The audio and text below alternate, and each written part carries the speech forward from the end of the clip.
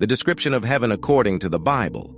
The book of Revelation, particularly chapters 4 and 21, provides detailed imagery of heavenly scenes. In Revelation 4, John describes a throne room in heaven with a majestic throne and various creatures worshiping around it.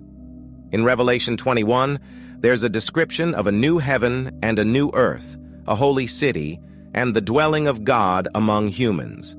This city is described with precious stones, gates, streets of gold, and the absence of pain, sorrow, and death.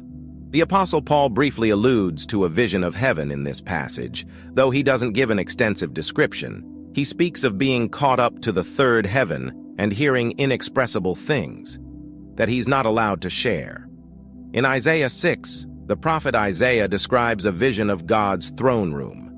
He sees seraphim, celestial beings, around the throne and experiences the awe-inspiring presence of God. This vision emphasizes the holiness and glory of God. John 14:1-3. In this passage, Jesus speaks to his disciples, telling them that he is going to prepare a place for them in his Father's house.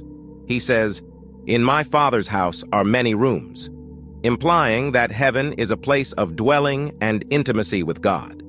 1 Corinthians 15:50-58.